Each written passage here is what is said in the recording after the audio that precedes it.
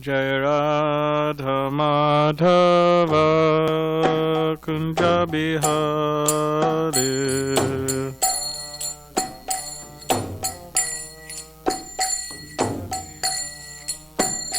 Jaya Radha Madhava Kunja Bihari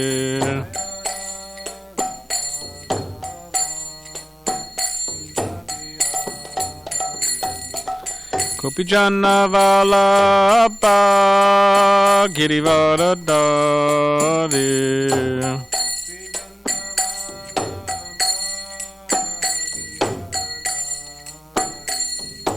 Gopijana Vallabha Girivaradari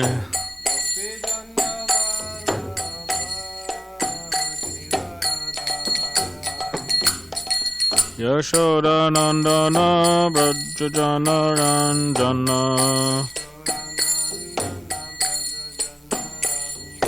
Yashoda Nandana Brajajana Ranjana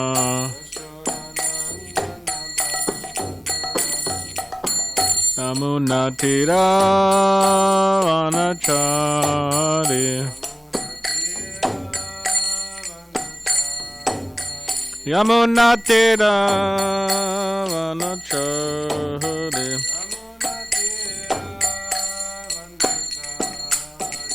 Jaya Radha Madhava Kunja Bihari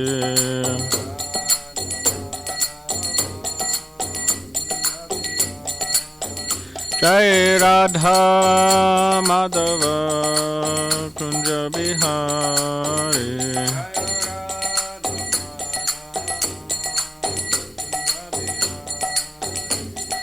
Gopijana Vallabha Girivaradari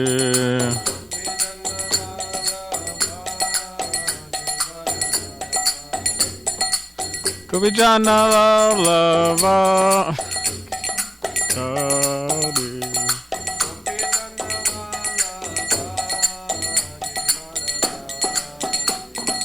Yashoda Nandana Brajajana Ranjana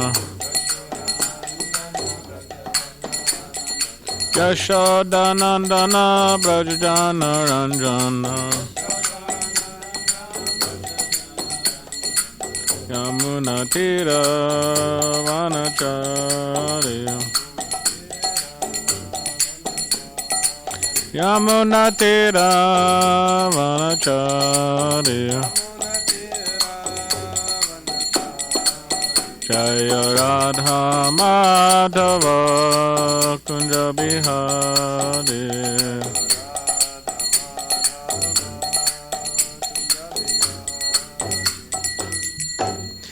Prabhupada ki jai. Alright, thank you. Do you think you could bring that stand over though? I think we'll need another mic too. Unless you could pass this one. I guess you could pass this one.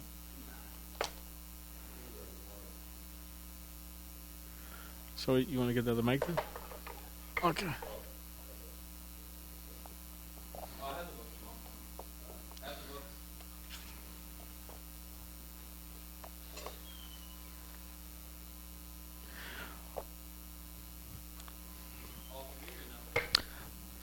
Well, I have one here, and then there's one here. Which one's better? Is that yellow? I'll take the yellow one here actually, because this is the green one. So, good evening, everyone.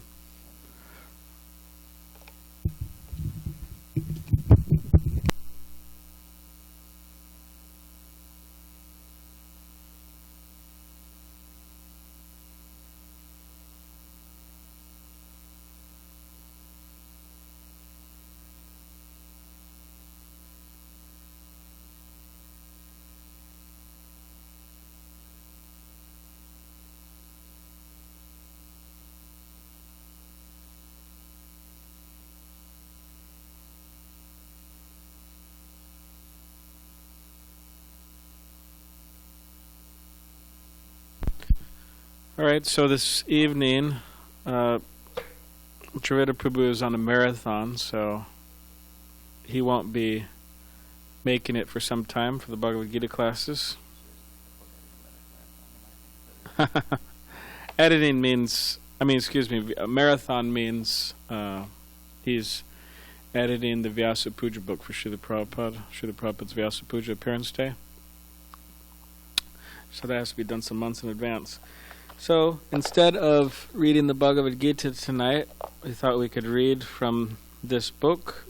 This book means it's called Shri Pushpanjali, the flower offering, and it's by Shri Patita Pavandas. That's one of Prabhupada's disciples. And so I'll read some, Jamal will read some.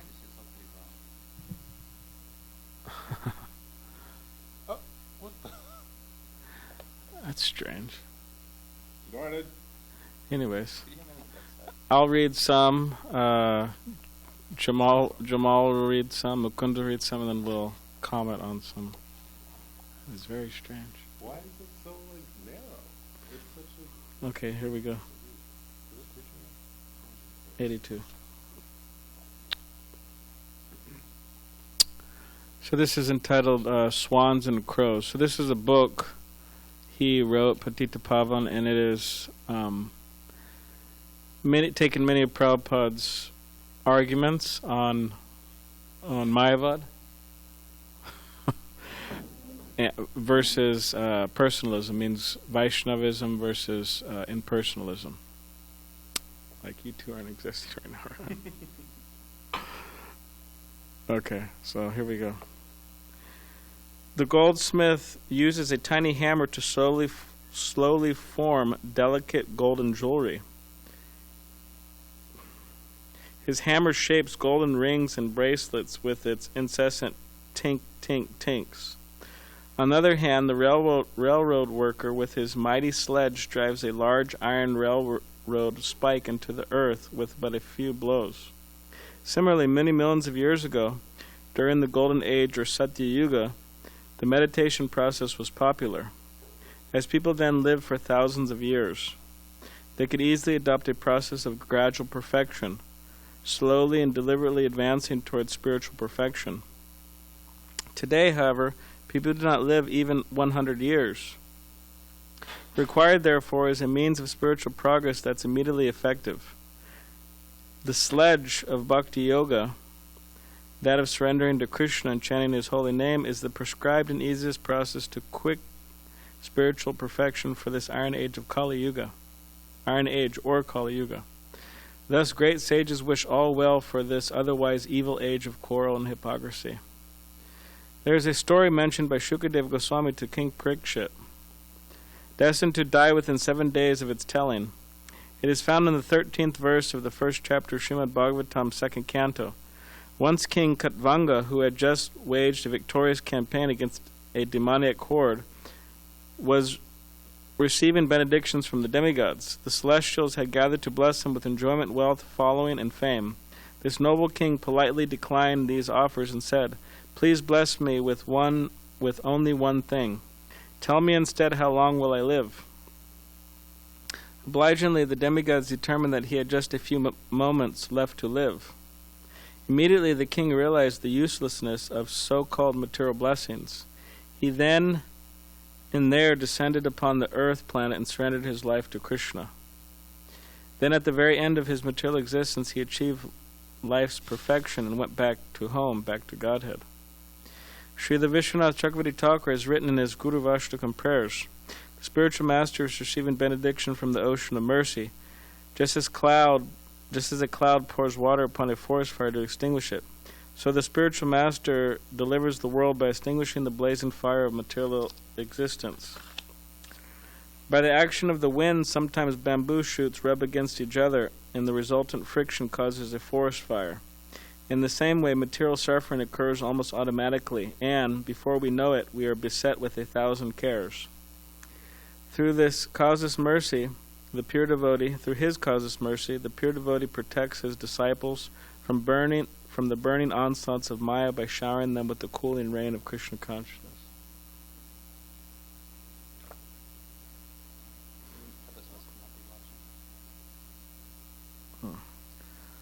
All appears blurry to a man of poor vision until he puts on his glasses. Similarly, our vision of the Absolute Truth is out of focus until the transparent via media of the pure devotee clearly reveals to us Sri Krishna's causeless mercy everywhere. A blind man may be able to convince other sightless men that he has the gift of vision, but he cannot escape detection by those whose eyes can see. In the 1920s, there was a terrible typhoid epidemic, during which many thousands of people fell ill. Finally, the root cause of the problem was traced to a single carrier, a waitress named Mary. Later, the infamous Typhoid Mary.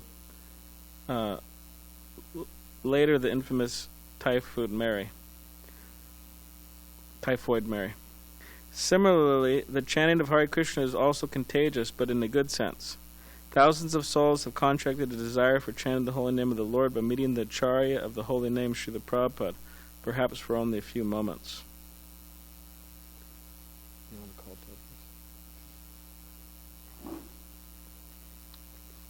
it?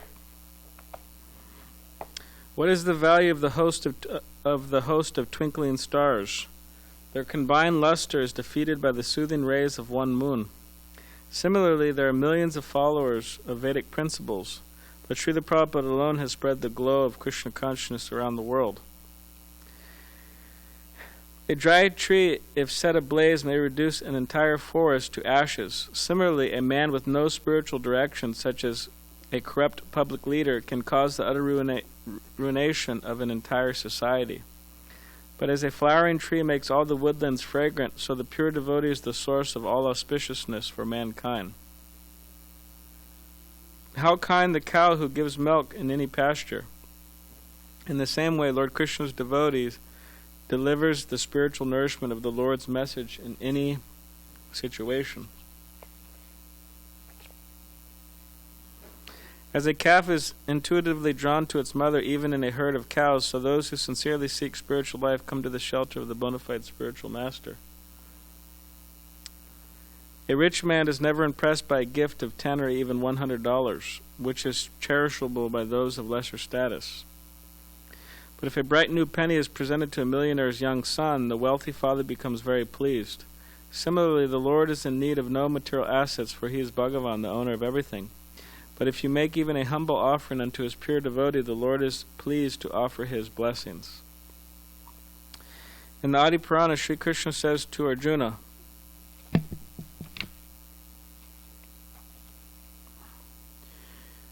My dear Partha, one who claims to be my devotee is not so. Only a person who claims to be the devotee of my devotee is actually my devotee. When a gentleman walking through the park meets his friend, he may first pat his friend's dog on the head. Love me, love my dog is an old and widely understood philosophy. Okay, now it's working? Tapas changed? Yeah, well, Oh, good. Good, that was like really weird. It was just like, that was very strange. I mean, we're like really close. Okay, I think now everybody can see more clearly. Whoever might be there. Is an old and widely understood philosophy. Similarly, one who respects first the Lord's pure devotee thereby wins the favor of the Lord. If you know the servant of the king, then you can become eligible to meet the king. If you become a disciple of the Lord's servant, then by the pure devotee's grace you can come face to fact with Sri Krishna. It might be face to face with Sri Krishna. All right, so yeah, we just went through quite a few different points. And one of the points, or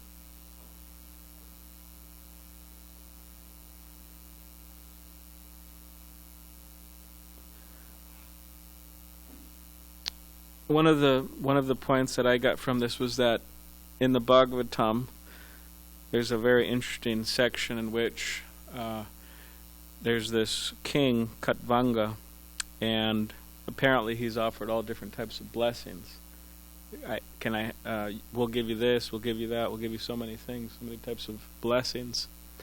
And But he asked for one blessing, and the blessing was, can you tell me when I'm about to die? So, of course, many people probably wouldn't ask that, when am I going to die? Maybe some would. But generally that's not on people's mind. I mean, maybe now it's on people's mind more, because what's going on in the world, but generally not. But anyways, this is what he asked. And it's interesting why he asked, or interesting that he asked this, in the sense that a devotee wants to be prepared. Means there's a next life. It's not that there's just like, this is the only life and then that's it. We just die and the body dies, and people like materialists think we are the body and the body dies and that's it. But a devotee understands, I'm not this body, I'm the soul, and the soul lives on eternally. So a devotee wants to be prepared for death. In other words, they want to have a better next life, which is an intelligent thing to do. Intelligent people want to have a better next life. And better means in the spiritual world, not materially better. So Katvanga Maharaj was asking, when will I die? So they told him, they said, you're going to die very soon. And he said, okay. So then immediately he surrendered to Krishna. He surrendered to Krishna immediately. And he perfected his life. And then at the end of his just few moments, he went back to Godhead. So that's interesting section in the Bhagavatam. And then Prabhupada, and then this book is mentioning the famous shlokas from Vishwanath Chakravarti Thakur about how the spiritual master is like a cloud, and he's raining down mercy, putting out the forest fire of material existence, which is also mentioned here, that the bamboo, friction, bamboo is rubbing against each other. Nobody started the forest fire. The bamboo is rubbing naturally against each other. Friction creates a fire. So similarly, the idea is that material misery comes even if people don't want it. Just like right now, everybody's in isolation or quarantine, and no one really was expecting that, and I don't think anybody really wants it. But it's forced. So, but the pure devotee through instructions, the spiritual master through instructions put out that blazing fire of material existence, means that it's not that necessarily the sufferings won't come, but one will be able to be transcendental to them. So that's a beneficial aspect of practicing Krishna consciousness. And then, interesting enough, it says in the 1920s there was a terrible typhoid. We didn't plan this, by the way. I mean, we didn't plan reading this. We planned reading this tonight, but we didn't know this was going to be. It's going to mention typhoid. But the idea is that, what is being mentioned here is that in the 1920s, many people fell ill, died, thousands. And they traced it to one single carrier, which was a waitress named Mary. And later it became it was known as Typhoid Mary. So he's saying similarly, in a positive sense, the chanting of Hare Krishna is also contagious, but in a good sense. Thousands of souls have contracted a desire for chanting the holy name of the Lord by meeting the Acharya of the holy name, Srila Prabhupada, perhaps only for a few moments. So they met Prabhupada, and then we met Prabhupada's disciples, and this is how we could say the disease, we contracted the disease, a contagious disease of having a desire to chant Hare Krishna. So that's a nice, just like Chaitanya Mahaprabhu was traveling throughout South India, and people just see him and they become lovers of God, lovers of Krishna immediately. So very contagious. So anyways, some other points are mentioned here too. I don't know if any of our esteemed devotee guests here would like to mention anything, and if not, comment or question. And also, you could write your comments or questions on our what is it called? The YouTube live. The YouTube live chat. You could any comments or questions. And if they don't have any, if no one has any comments or questions or anything they'd like to say, then we could just move on. If you have comments or questions, or is this Mike's?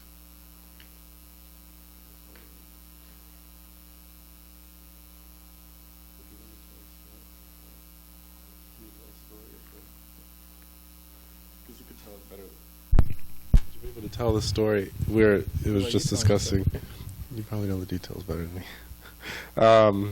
It says, thousands of souls have contracted a desire for chanting the holy name of the Lord by meeting the Acharya of the holy name, Srila Prabhupada, perhaps for only a few moments.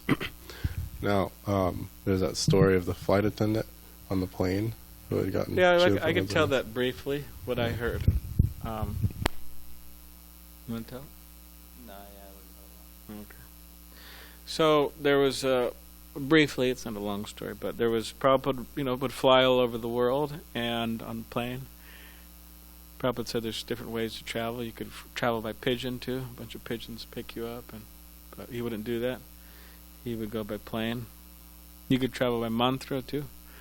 Anyway, so when he was going around on planes, he would, be there, and devotees would pack him prasadam. And a very nice, simple thing to pack is, puffed rice, with, peanuts and whatever else you put in there. And, different things they would pack him, chapatis or whatever. And one day he was traveling in a plane somewhere in the world, and then a flight attendant, a woman, she saw Prabhupada there, and she saw what he was eating, and she said, "Oh, that looks really good." And then Prabhupada probably just smiled at her or whatever, and she said, "Yeah, that looks really good." And she just went like this, and she just grabbed something off, puffed rice off Prabhupada's plate, and just started eating it, which is quite wild in the sense that, when do you ever hear of that? But anyways, you could say Krishna inspired her in her heart, so she got some prasadam, because the idea is that, like in the Bhagavatam, it says, if you take remnants of a devotee, a pure devotee, then you get some of that. It's like contagious, that Krishna consciousness.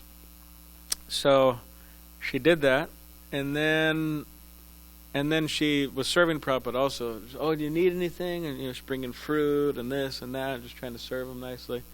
So then years pass, and then some devotees are distributing books, like in South America, going door to door. And then they knock on somebody's door, and then this woman answers, and she says she has pictures of Krishna everywhere, and she's a devotee. Huh? Yeah, devotees never been to that part of the town where this woman was, and so she became a devotee, this flight attendant, and she told the story. That's one of the ways devotees knew about the story. She said, "Oh yeah, I met your spiritual master, and I met Prabhupada, and I got his remnants, and this and that." So, quite interesting. Yeah. I'll say something. I liked, so again, for anyone who's not familiar with this book, Shri Pushpanjali, it's put into it's like a novel of a dialogue between two people, and one person's initially presenting the side of a Mayavadi, someone who either thinks that this world or God is an illusion, or at least that there's God but there's no personal features of God, just something like a white light or a oneness. And so they're going back and forth, giving different kind of analogies to help each other understand their points of view, and different maxims. So one of them here that I thought was good, and that Balaram Prabhu just read, was, this one says, as a calf is intuitively drawn to its mother, even in a herd of cows, so those who sincerely seek spiritual life come to the shelter of the bona fide spiritual master. So it's saying that just a calf knows who its mother is. A calf will always find its mother when it needs to, when it wants to. And so the same way, that's how anyone who's actually looking for a true guru, a true spiritual master, not a cheater, but a true guru, will find him or her, but will find such a person. Someone who's actually sincerely looking will find a true guru. So that's one point. And I've heard a similar example used, that kind of converse example, that a cow, cows and calves, they to most humans they'll sound like they're making the same sound, like the same kind of moo. But of course, every single calf has its own moo. Every single mom has its own like distinct sound, and so they can tell. So even in a herd, if there's even a herd of like so many calves and so many cows and so many animals, and the mother, if the mother's baby calls out to it, moos, baby, if the calf moos for its mother, the mother will also recognize it. So like the opposite way. And so I've heard that given as Krishna will also, God will also hear his own child sincerely calling for it. And sometimes that example or that analogy is given with humans, that children are always screaming. Like if you raise children, they're always screaming and making so many noises, and to someone who doesn't know them, you can't really tell when they're actually crying or not.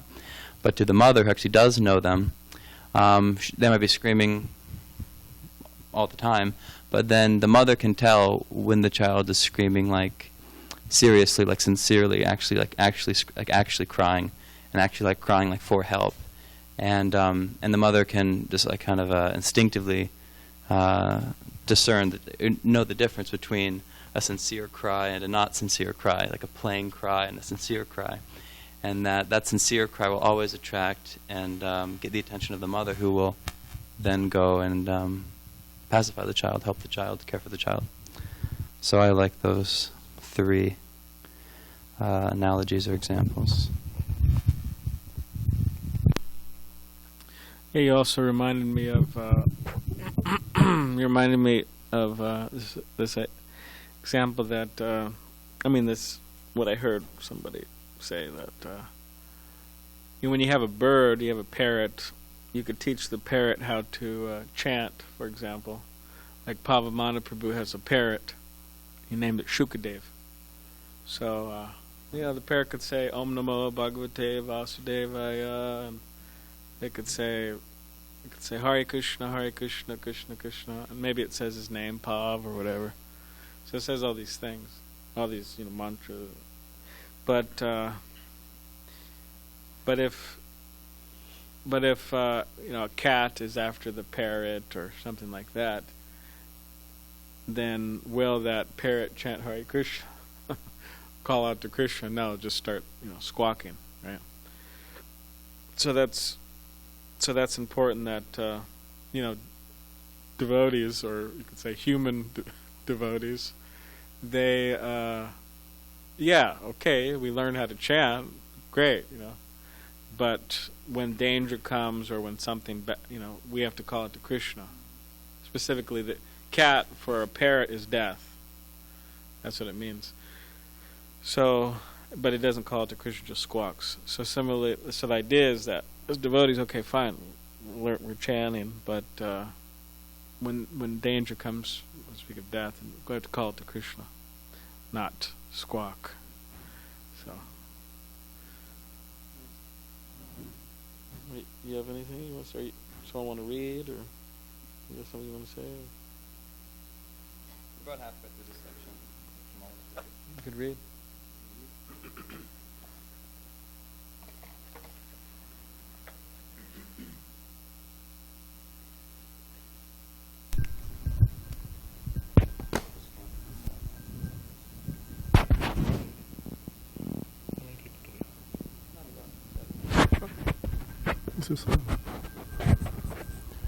Somebody. Okay.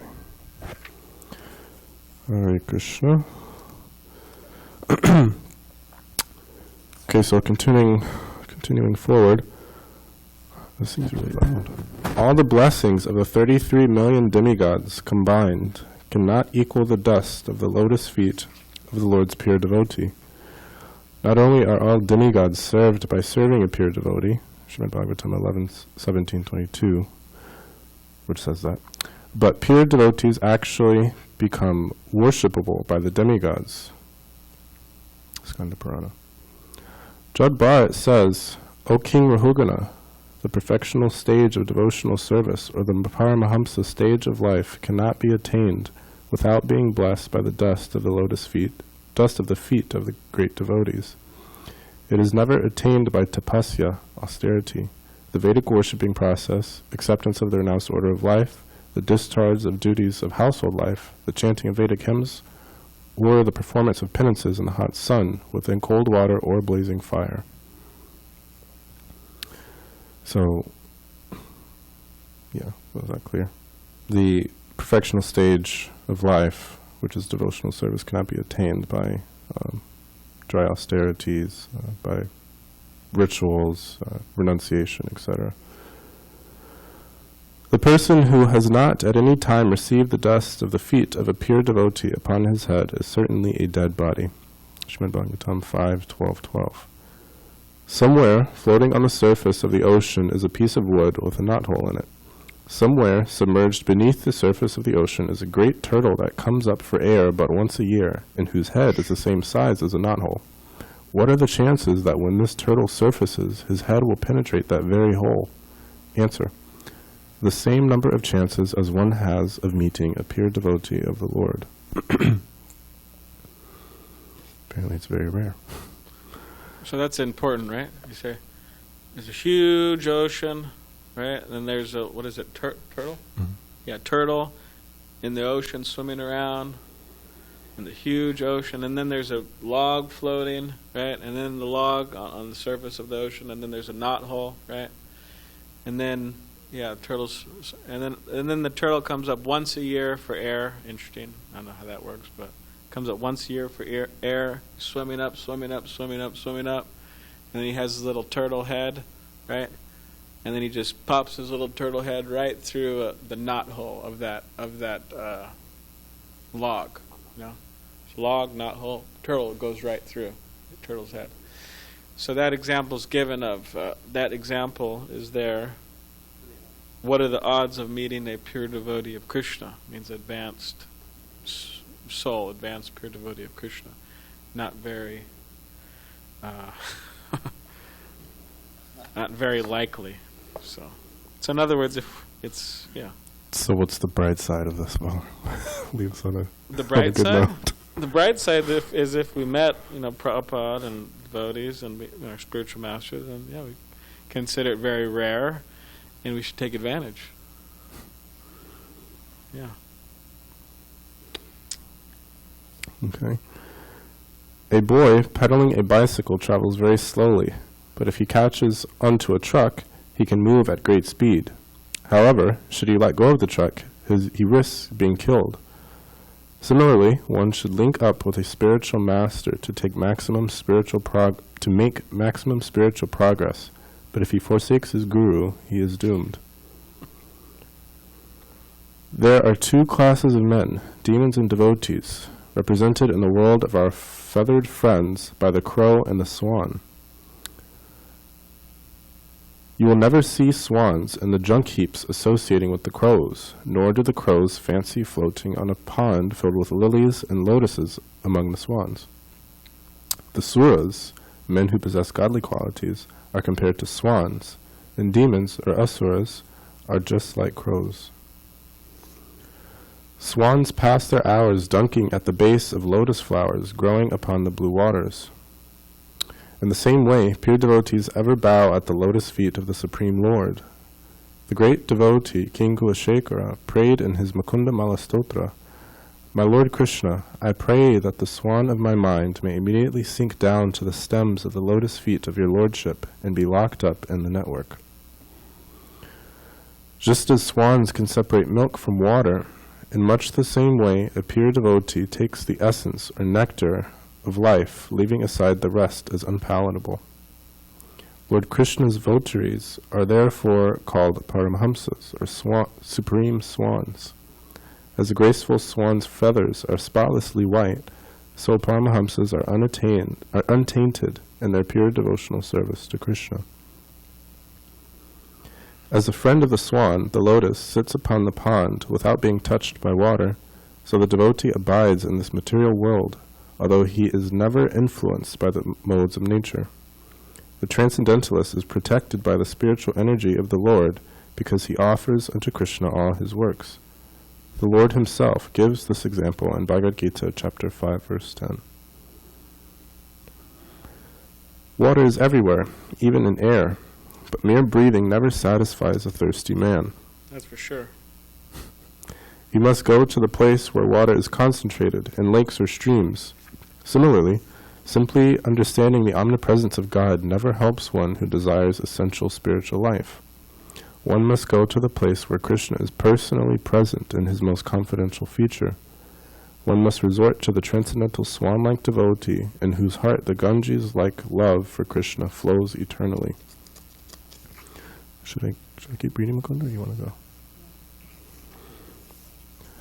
The strutting, cawing crow epitomizes the puffed-up materialist who revels in the junkyard of sense gratification. As crows indignantly relish even the most abominable filth, so the sensualist seeks pleasure only in the body, although his material shell is a seat of contamination. But there is a class of men who are even lower than crows. A crow never tries to appear like a swan, but there are men who, though crow-like inwardly, don the garb of saints for the sake of cheating the innocent. To what form of life can such rascals be compared? Did not Ravana disguise himself as a sadhu when he kidnapped Sita? A barrage of dubious proverbs may serve as an attempt to conceal the ignorance of rascals who masquerade as saints, but to the true devotee, empty passages spoken by rote are just so many caws. A serpent with a jewel on his head is many times more dangerous than a snake not so ornamented. Similarly, an envious man is certainly fearsome to others, but the pseudo-ascetic adorned with the faux jewel of pretentious wisdom is many, many times worse. Worthless fool's gold, as well as genuine gold, are both found in the mine. The difference between them is perceived only after a close examination. Similarly, one must be very careful to choose a genuine spiritual master, for there are many cheap pretenders who would wayplay the pilgrim even upon the spiritual path. Playing on a highway, sleeping on a railroad track, or flying with insufficient fuel over the Himalayas can cause nothing but death.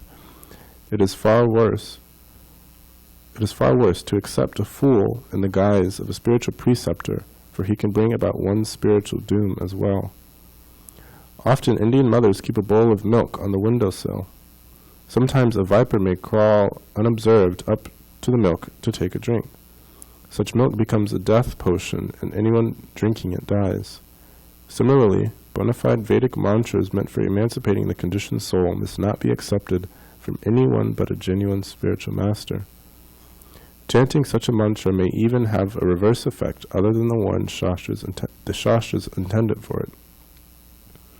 As nipples hanging on the neck of a goat yield no milk, similarly, those who merely imitate real sadhus for self-adoration give no spiritual nourishment to their unfortunate following. Their concocted processes are simply dry.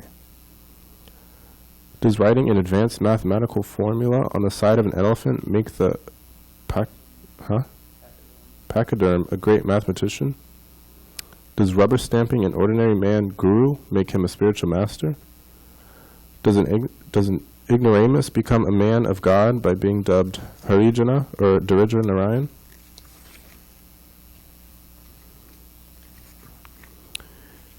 In the pharmacy window are seen many bottles of colored water which appear to be potent medicinal preparations. Similarly, one should not believe the show bottle meditators who assume gymnastic yoga asanas merely for the sake of cheating the public. Their hoax only serves to defeat the purpose of yoga. It's kind of long. You want to go? Wants you to read Makudajara.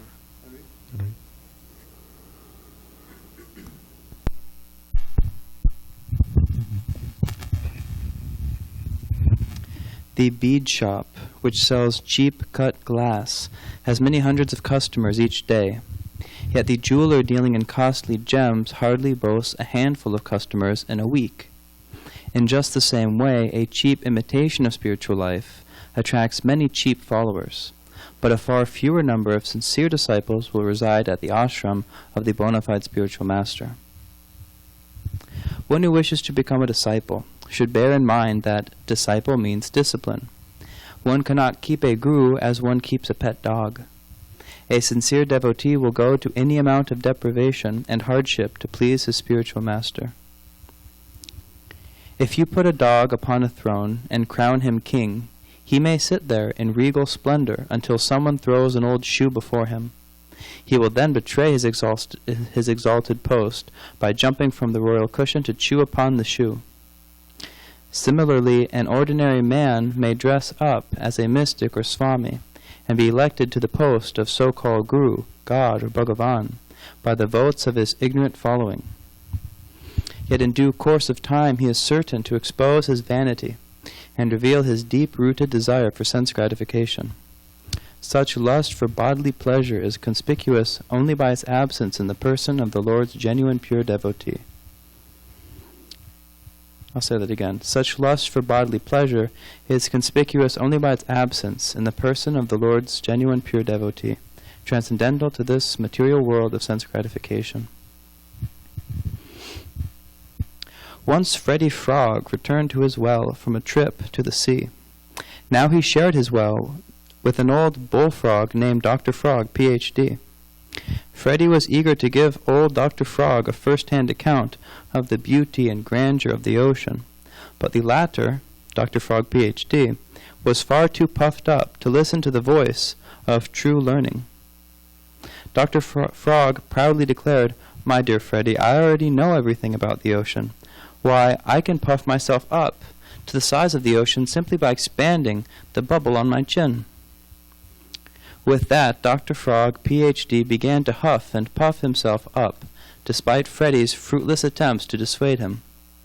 Soon it was all over for Dr. Frog. His puffing caused him to grow so large that he exploded with a loud bang and died on the spot.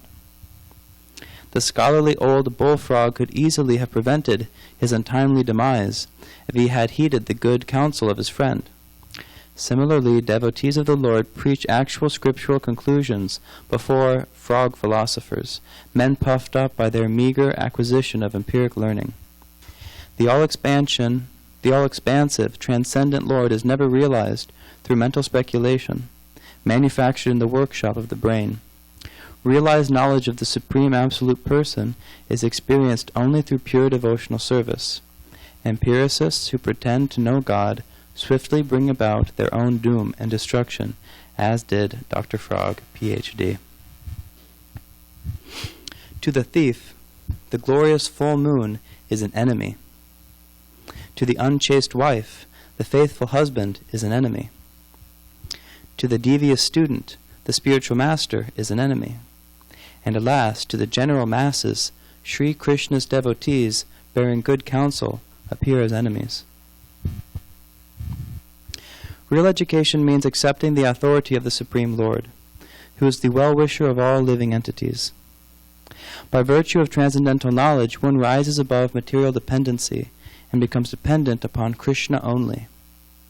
But the so-called institutions of higher learning, the universities and colleges, instill only a canine consciousness into the minds of their PhDs. Like dogs whining for scraps, the PhDs are forced from door to door begging for work, without which they must starve. Ravana, the great demon of Ramayana, tried to build a staircase to heaven, but it collapsed for want of support. Similarly, speculative philosophers try to approach God by dint of their own minute mental strength rather than by the strength of revealed scriptures. However, a lack of Shastric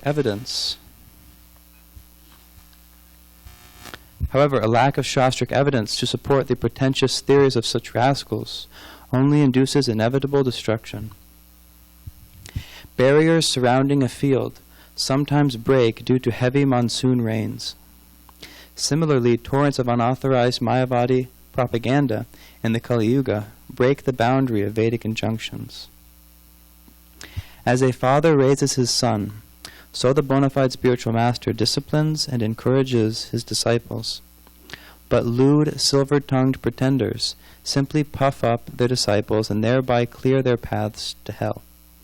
Srila Bhaktisiddhanta Saraswati said, "If the sadhu turns to flatter me, he becomes my enemy." Water stirred with powdered limestone appears much like milk. To drink the latter is to imbibe all qualities of religiosity, while drinking the former, the water stirred with limestone, while drinking the former is death. Similarly, the devil may also quote scripture and appear wise, but the fresh milk of real knowledge can be obtained only from the genuine Guru, the Supreme Lord's pure devotee. Again, if anyone is watching this online and has a question, you can post it in the chat on the video, and we'll read it.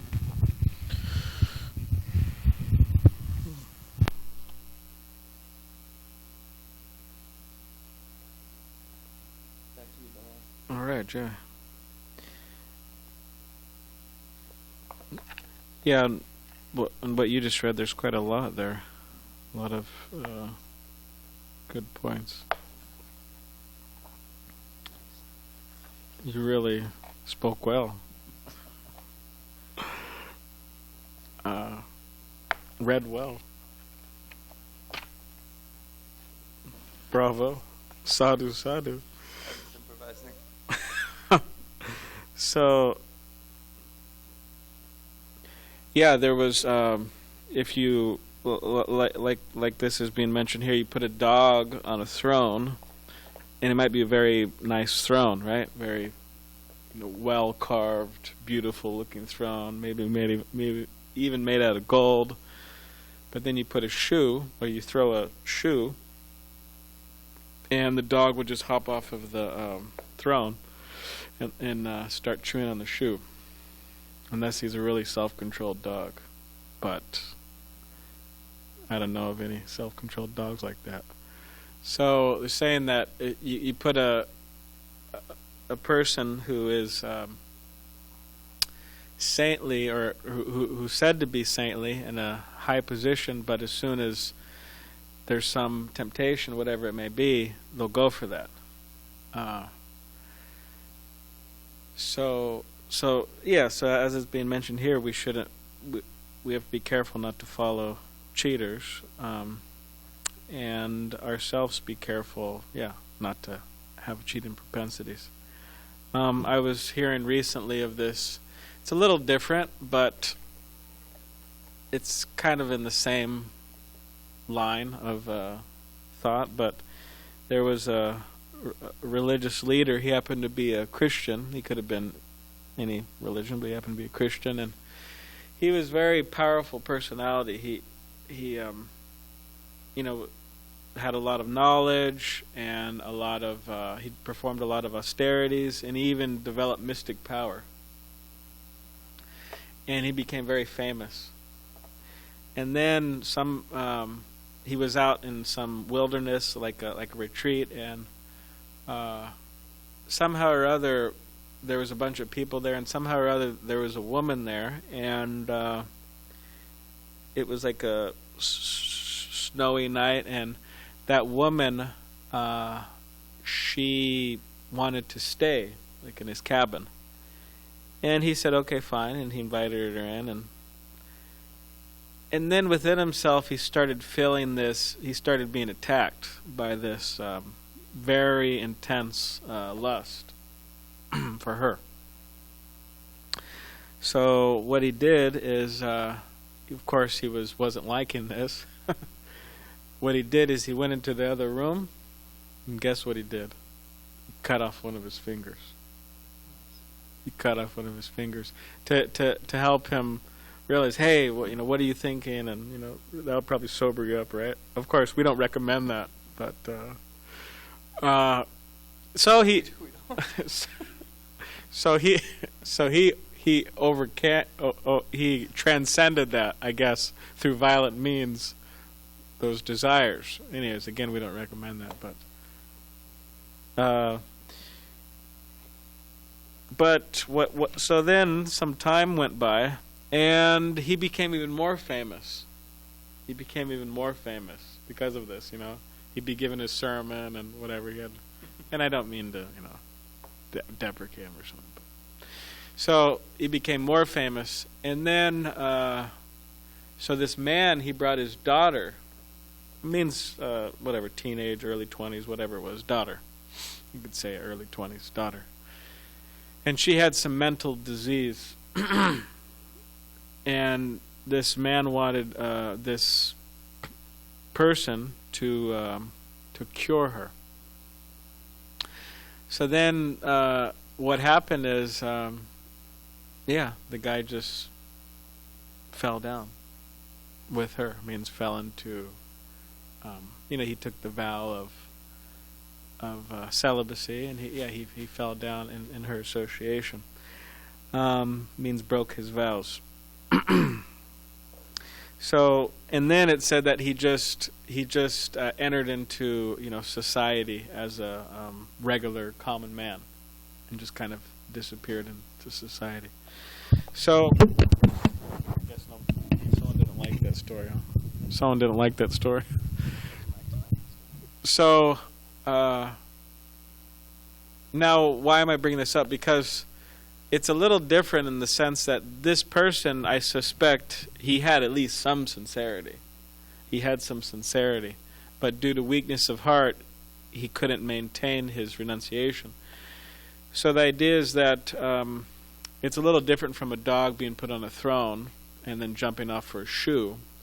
But it's a good example of the heart not being fully purified, or purified to a certain degree, and then having difficulties due to that.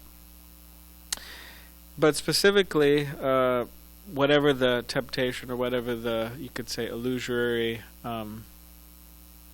attractions may be, the idea is that we should never think ourselves liberated, free. In other words, we should never think, "Oh, I'm good. I've reached the perfection, and I could never again fall into illusions, traps." And that's how Prabhupada was. He said he was always praying to Krishna, right? Protect him from Maya, that he wouldn't fall down.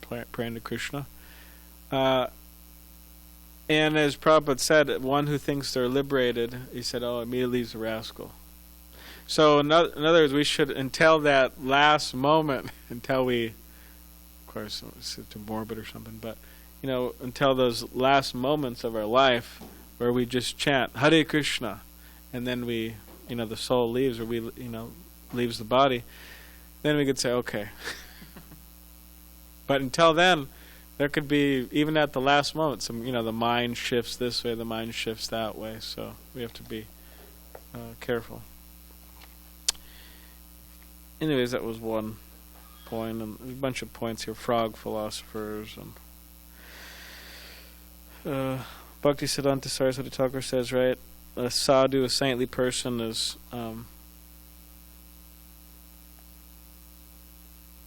my real friend, he says, is not one who flatters me but tells me the truth. So interesting. There was one man, and he would always used to criticize Bhaktisiddhanta Saraswati Thakur. And then this person passed away, and then Bhaktisiddhanta Saraswati Thakur was very sad. And all the disciples came up to him and said, why are you sad? He said, this man, he passed away. And they said, yeah, well, he was he was one of your worst critics. Like, a lot of people would say, great, they got that guy off my back. But Bhaktisiddhanta Saraswati, he was sad, and he said, he was my friend. He was actually, keeping me humble. So you can look at criticism that way. I know it's a little challenging, but anyway, so those points. That's about it, huh? Yes. All right. Well, thank you very much.